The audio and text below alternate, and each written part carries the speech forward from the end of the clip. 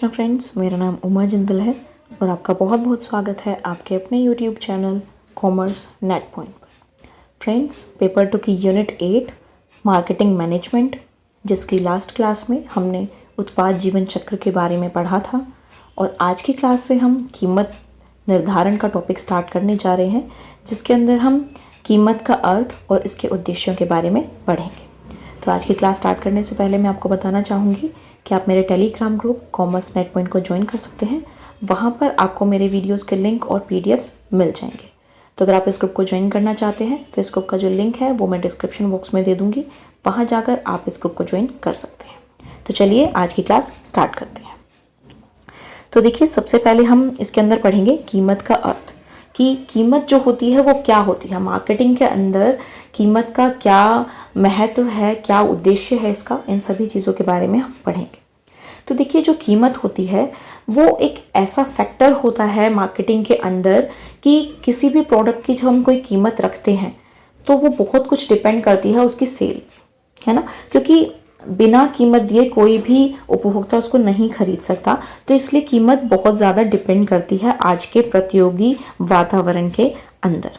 ठीक है, तो देखिए, मुद्रा की वह मात्रा जो किसी उत्पाद या सेवा के लिए ली जाती है उसे कीमत कहते हैं। जैसा कि आप सभी जानते ही हैं कि कीमत यानी प्राइस क्या होता है, कि जब भी हम कोई प्रोडक्ट खरीदते हैं या बेचते हैं तो उसके बदले जो हम कोई भी प्राइस लेते या देते हैं उसे हम क्या कहते हैं, उसकी कीमत कहते हैं, है ना। तो क्या कीमत के अंदर सिर्फ इतनी ही चीज़ आती है कि किसी प्रोडक्ट के बदले हम कोई पैसा दे रहे हैं या ले रहे हैं? नहीं, इसके अंदर और भी बहुत सारे टर्म्स होते हैं जो हमारा कीमत कहलाता है। जैसे देखिए, कीमत के विभिन्न रूप होते हैं। जैसे अपार्टमेंट के लिए किराया, यानी कि हमने कोई भी, अगर हम किसी अपार्टमेंट के अंदर रह रहे हैं तो अगर उसका हम रेंट दे रहे हैं तो वो भी क्या होता है हमारा, वो उसकी कीमत कहलाएगी। ओके, शिक्षा के लिए शिक्षा शुल्क जो दिया जाता है, या फिर और भी मैं आपको एग्जाम्पल्स दे सकती हूँ। जैसे कि अगर मान लीजिए हम कोई ट्रैवल कर रहे हैं, किसी टैक्सी के अंदर ट्रैवल कर रहे हैं या फिर हम एरोप्लेन के अंदर ट्रैवल कर रहे हैं, तो हम जो उसके बदले जो हम पे करते हैं, जो भी हम किराया पे करते हैं, वो क्या होता है, वो भी हमारी कीमत मानी जाती है। ठीक है, कोई डॉक्टर की फ़ीस दी है आपने, या फिर आप इंटरेस्ट दे रहे हैं किसी मनी के ऊपर, ओके, या हाईवे पे आप टोल देते हैं जब, या फिर आप एम्प्लॉयज़ की सैलरी दे रहे हो या एजेंट्स की कमीशन दे रहे हो, कोई वेजेस दे रहे हो, तो ये सभी क्या होती हैं, ये सभी कीमत का ही रूप होती हैं। ओके, क्लियर है। उसके बाद नेक्स्ट देखिए, कीमत निर्धारण विपणन मिश्रण के 4P में से एक है। तो देखिए, जो विपणन निर्धारण है वो हमारा हमने पढ़ा था पिछली क्लासेस के अंदर, एक हमने क्लास ली थी जिसमें हमने 4P के बारे में बताया था। तो 4P क्या होते हैं, हमारे उत्पाद, कीमत, संवर्धन और वितरण। ठीक है, ये हमारे 4P होते हैं विपणन मिश्रण के। तो इसके अंदर एक जो हमारा बहुत ही इम्पोर्टेंट होता है फैक्टर, एक तत्व होता है, वो क्या होता है, हमारा कीमत होता है, प्राइस होता है। ठीक है, तो देखिए, विपणन मिश्रण में से कीमत ही एकमात्र तत्व है जिससे आय होती है, जबकि अन्य तत्वों पर लागतें होती हैं। तो देखिए, हमारा कीमत ही ऐसा एक तत्व होता है जिससे आय होती है ना, क्योंकि कीमत ही हमें मिल रही है, कीमत ही हमें मिल रही है, तो इसलिए क्या होता है, कीमत ही हमारा आय करवाता है। और जितने भी हमारे इसके अंदर तत्व होते हैं, जैसे उत्पाद हो गया, जैसे हम उत्पाद बनाते हैं तो उस पर भी हम क्या करते हैं, हम अपने पैसे को लगाते हैं, हम कीमत उसके कीमत हमें आय देती है, लेकिन उत्पाद जो है उस पर हम लागत करते हैं, निवेश करते हैं। संवर्धन पर भी हम निवेश करते हैं और वितरण पर भी हम निवेश करते हैं। इन सभी पर हमारी जो होती हैं वो लागतें होती हैं, है ना, लेकिन जो हमारी कीमत होती है उनसे हमें कुछ ना कुछ प्राप्त होता है। इसलिए यही एक ऐसा तत्व है जिससे हमें आय होती है। ओके, उसके बाद नेक्स्ट देखिए, सभी तत्वों की तुलना में कीमत सबसे अधिक नम्य होती है। नम्य यानी कि फ्लेक्सिबल। तो देखिए, कीमत एक ऐसा तत्व होता है जो बहुत ही ज़्यादा फ्लेक्सिबल होता है। क्यों? क्योंकि आप इसे कब मर्जी चेंज कर सकते हो। मान लीजिए, जब आपने कोई प्रोडक्ट जो है मार्केट के अंदर उतारा है, जैसे हमने उत्पाद जीवन चक्र के अंदर पढ़ा था कि जब हम कोई प्रोडक्ट बनाते हैं तो वहाँ पर हम क्या करते हैं, उसकी कीमत काफ़ी ऊँची रखते हैं। कई कंपनीज जो होती है, कोई अपने प्रोडक्ट को जब लॉन्च करती हैं तो उसकी कीमत ऊँची रखती है ताकि ज़्यादा से ज़्यादा वो लाभ कमा सके। स्टार्टिंग के अंदर ही वो ज़्यादा से ज़्यादा लाभ कमा लें, ठीक है, लेकिन उसके बाद क्या होता है कि जब वो अपने ग्रोथ स्टेज पर पहुँचती है, मेच्योरिटी स्टेज पर पहुंचती है तो वहाँ पर उसका क्या होता है कि उसकी प्राइस को कम कर दिया जाता है। तो फिर हुई ना ये फ्लेक्सिबल अपने आप में कि हमने उसको स्टार्टिंग में ऊंचा रखा और फिर बाद में उसको कम कर दिया है ना, उसको यानी कि चेंज कर दिया हमने टाइम टू टाइम। तो जो हमारा ये तत्व होता है कीमत, ये बहुत ही ज़्यादा फ्लेक्सिबल होता है कि हम इसको चेंज कर सकते हैं अपने हिसाब से। अगर हम प्रोडक्ट को अपने मार्केट के अंदर किस तरीके से चलाना चाहते हैं उसके अकॉर्डिंग हम जो हमारी कीमत है उसको चेंज कर सकते हैं, इसलिए इसको सबसे ज़्यादा फ्लेक्सिबल माना जाता है। ओके, चलिए उसके बाद अब हम देखेंगे कि इसके उद्देश्य क्या क्या होते हैं। तो कीमत निर्धारण के उद्देश्यों के बारे में हम पढ़ेंगे। तो देखिए, जो कीमत निर्धारण के उद्देश्य होते हैं वो अलग अलग कंपनीज के अलग अलग अपने हिसाब से होते हैं कि कोई कंपनी किस तरफ ज़्यादा ध्यान देती है। ठीक है, अलग अलग कंपनी अपने अपने हिसाब से इनका निर्धारण करती हैं। तो देखिए, सबसे पहले हम पढ़ेंगे लाभ उन्मुख उद्देश्य, यानी कि अगर कोई कंपनी जो है उसका उद्देश्य सिर्फ लाभ उन्मुख है, यानी लाभ उसको चाहिए, तो वो ये सारे जो है उद्देश्यों को अपनाती हैं। तो सबसे पहला होता है लाभ को अधिकतम करना। तो देखिए, कोई कंपनी ऐसा सोचती है कि उसे लाभ अधिकतम चाहिए, उसको और किसी चीज़ों से मतलब नहीं होता, वो प्रतियोगिता की तरफ ज़्यादा ध्यान नहीं देती, ठीक है, या फिर विक्रय संबंधी उद्देश्यों पर ज़्यादा ध्यान नहीं देती, लेकिन उसको क्या करना होता है, अपना लाभ अधिकतम करना होता है। तो वो क्या करते हैं, सबसे पहले जब भी अपने प्रोडक्ट को मार्केट के अंदर उतारते हैं तो वो उसका प्राइस जो है वो काफ़ी ऊंचा रखते हैं। क्यों? क्योंकि उन्हें पता नहीं होता कि आज के प्रतियोगी समय के अंदर उसका प्रोडक्ट कितने दिन चलने वाला है। तो इसलिए वो क्या करते हैं कि वो जितना भी उनकी लागतें होती हैं या फिर जितना वो लाभ कमाना चाहते हैं वो अपना ज़्यादा से ज़्यादा कमा लेना चाहते हैं। तो इसलिए वो क्या करते हैं, अपने प्राइस को ऊंचा रखते हैं। ओके, उसके बाद इनका अगला उद्देश्य होता है निवेश पर वांछित प्रतिफल प्राप्त करना। निवेश पर वांछित प्रतिफल यानी कि कई कंपनीज ऐसी होती हैं जो ये देखती हैं कि हमें निवेश पर कितना % जो है प्रतिफल चाहिए। ठीक है, वो पहले से ही डिसाइड कर लेती है कि हमें जो है इतना % प्रतिफल चाहिए ही चाहिए। तो उसके अकॉर्डिंग ही वो अपनी कीमत को डिसाइड करती हैं कि इतनी अगर हम कीमत रखेंगे अपने प्रोडक्ट की तो हम इतना जो है इन्वेस्टमेंट पर अपना रिटर्न ले सकते हैं। ठीक है, तो उसी हिसाब से वो जो कंपनीज हैं वो अपनी कीमत को डिसाइड करती हैं। ओके, उसके बाद देखिए, कई कंपनी ऐसी होती हैं जो विक्रय संबंधी उद्देश्यों पर ध्यान देती हैं। तो देखिए, इनका जो उद्देश्य होता है वो क्या होता है, पहला उद्देश्य होता है इनका वांछित बाजार अंश को प्राप्त करना।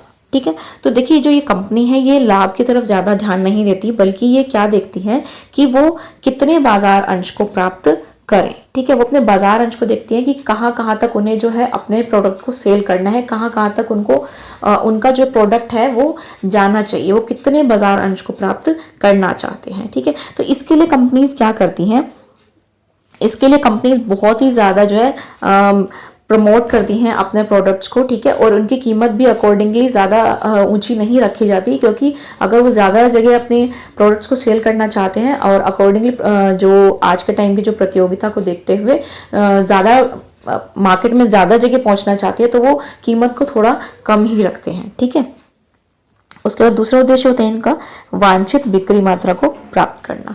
तो देखिए, ऐसे ही जैसे इन्होंने बाजार अंश को प्राप्त किया था, उसी प्रकार कई कंपनीज क्या करती हैं, वो डिसाइड कर लेती हैं कि हमारे प्रोडक्ट की इतनी सेल होनी चाहिए। यानी कि कोई भी अगर उन्होंने प्रोडक्ट बनाया तो वो ये देखते हैं कि इस प्रोडक्ट की मान लीजिए 10,000 यूनिट्स जो है वो सेल होनी ही चाहिए, है ना। तो इसके लिए वो एक मिनिमम जो है अपना टारगेट रखते हैं कि इतनी सेल होनी ज़रूरी है इस ईयर के अंदर या इस मंथ के अंदर। वो एक टारगेट अपना लेते हैं।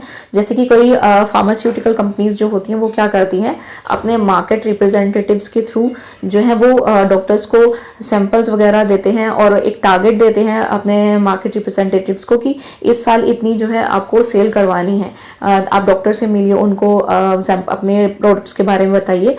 ठीक है, तो वो क्या करते हैं कि बहुत ही ज़्यादा अपने जो उनके प्रोडक्ट्स होते हैं उनको प्रमोट करते हैं और अपने सेल्समैन और डिस्ट्रीब्यूटरों को जो है वो उसके बदले काफ़ी कुछ इनाम वगैरह भी देते हैं, छूट भी देते हैं। तो उससे क्या होता है कि वहाँ पर कीमत में जो थोड़ी बहुत बढ़ोतरी हो जाती है, क्योंकि जब वो इतना प्रमोशन वगैरह पे खर्चा करते हैं तो उससे क्या होता है कि जो हमारे प्रोडक्ट होते हैं उसकी कीमत बढ़ जाती है। तो इसमें जो कंपनी होती है उनको थोड़ा बहुत हानि भी उठानी पड़ सकती है। लेकिन कई बार कंपनीज क्या होती हैं कि वो थोड़ा सा प्रोडक्ट को उसकी कीमत जो है ज़्यादा ले लेती है, तो वहाँ पर उसको हो सकता है हानि ना भी हो। ठीक है, तो लेकिन कई कंपनीज जो होती हैं वो इस तरीके का टारगेट रख के अपने प्रोडक्ट्स को मार्केट के अंदर सेल करती हैं। ओके, उसके बाद देखिए, प्रतियोगिता उन्मुख उद्देश्य। तो कई कंपनीज ऐसी होती हैं, तो उससे होता क्या है, जब कोई कंपनी अपने प्रोडक्ट के कीमत को नीचे रखती है तो उससे होता क्या है कि प्रोडक्ट की जब किसी भी कस्टमर को प्रोडक्ट जो है वो सस्ता मिलता है तो वो कोई भी कस्टमर उसको ज़्यादा से ज़्यादा उसी कंपनी के प्रोडक्ट को खरीदते हैं, ना कि उसको खरीदेंगे कि जिसका जो प्राइस होगा वो बहुत ही ऊंचा होगा। तो इसलिए जब कोई अपने प्रोडक्ट की कीमत को नीचा रखता है तो उससे भी क्या होता है, कंपनी की ज़्यादा सेल होती है और उनका प्रोडक्ट जो है वो लंबे समय तक जीवित रह पाता है। ओके, उसके बाद नेक्स्ट देखिए, प्रतियोगिता का सामना करना।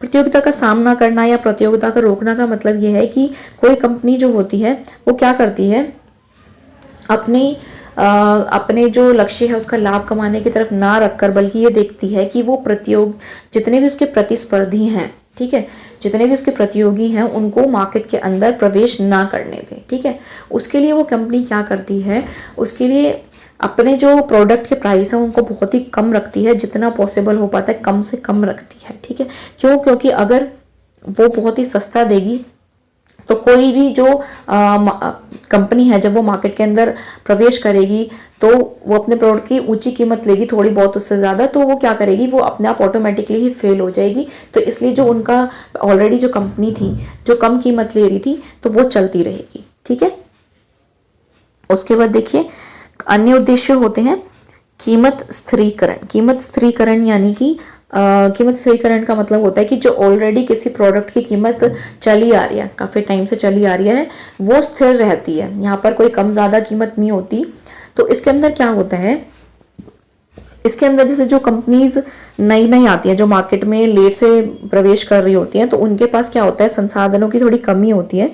तो वहाँ पर वो क्या करती है, कंपनीज जो मार्केट में अपने प्रोडक्ट्स को सेल कर रही हैं उनके हिसाब से ही अपने जो प्रोडक्ट्स होते हैं उनकी कीमत को सेम सा ही रखती है, मतलब कम ज़्यादा नहीं करती। जैसे कि आपने देखा होगा मार्केट के अंदर जो टॉफ़ीज़ वगैरह आती हैं तो वो सेम ऐसी मिलती है। अगर मान लीजिए कोई दूसरी कंपनी की 1 रुपये की मिल रही है तो जो नई टॉफ़ी आएगी मार्केट के अंदर तो वो भी 1 रुपये की ही मिलेगी, है ना, क्योंकि अगर वो ज़्यादा कम कर देंगे तो उनको लॉस होगा और ऊँचा वो कर नहीं सकते क्योंकि उनके पास ऑलरेडी संसाधनों की कमी है ना। तो इसलिए वो सेम ऐसी होती है। कोई जैसे डेली वाली चीज़ें होती हैं, जैसे हमारी कैंडी हो गई, बिस्किट्स हो गए, सॉफ्ट ड्रिंक्स हो गई, या फिर कोई रेस्टोरेंट वगैरह हो गए, तो वो सब क्या करते हैं, जो पहले जैसे ही हमारे रेट चले आ रहे हैं उनके अकॉर्डिंग ही अपनी कीमत को रखते हैं। ओके, उसके बाद देखिए नेक्स्ट होता है इसका उद्देश्य कीमत नेतृत्व। कीमत नेतृत्व यानी कि कीमत नेतृत्व का मतलब है कि वो क्या करते हैं, कीमत के नेता बनना। कीमत के नेता मतलब कि उनकी जो कीमत है वो सबसे ज़्यादा होगी मार्केट के अंदर, ठीक है, सबसे ज़्यादा होगी। तो कोई कंपनी ऐसी हो सकती है जो अपने प्रोडक्ट्स को बहुत ही उच्च गुणवत्ता वाली बनाती है और इससे क्या होता है, वो अपने मार्केट में अपने प्रोडक्ट को बहुत ही ऊंची कीमत वसूल करती है। तो उसके लिए कंपनी को क्या करना पड़ता है, उसके लिए प्रमोशन पर उसको बहुत ज़्यादा खर्च करना पड़ता है, जिससे क्या होता है कि प्रोडक्ट की कीमत भी ऊंची हो जाती है और कोई कंपनी अपने प्रोडक्ट की कीमत ऊंची वसूल करती है। जैसे कि आपने मार्केट के अंदर देखा होगा कि मार्केट के अंदर जो एप्पल के फ़ोन्स मिलते हैं हमारे, उनकी जो कीमत होती है बहुत ही ऊंची होती है ना, लेकिन फिर भी लोग उन्हें लेना पसंद करते हैं। क्यों? क्योंकि वो अपने आप में ही उन्होंने एक अपनी अलग छवि बनाई हुई है कि एप्पल के फ़ोन मतलब एक हाई क्वालिटी प्रोडक्ट ही होगा, है ना। तो वहाँ पर उन्होंने अपना कीमत नेतृत्व बनाया हुआ है कि महंगे होने के बावजूद भी उनकी काफ़ी सेल होती है, क्योंकि अलग से ही उनकी एक छवि बनी हुई है मार्केट के अंदर में। ठीक है, तो ये थे हमारे कीमत के उद्देश्य। तो आज के लिए इतना ही। आशा करती हूँ आपको मेरा वीडियो अच्छा लगा होगा। अगर आपको मेरा वीडियो अच्छा लगा हो तो प्लीज़ इसे लाइक कीजिए, और अगर आप मेरे चैनल पर नए हैं तो चैनल को सब्सक्राइब करिए और साथ में बने बेल आइकन को प्रेस कर दीजिए ताकि वीडियो अपलोड होते ही आपको नोटिफिकेशन मिल सके। और इस वीडियो को ज़्यादा से ज़्यादा शेयर कीजिए ताकि आपके फ्रेंड्स और रिलेटिव्स भी इस वीडियो से बेनिफिट उठा सकें। Thank you.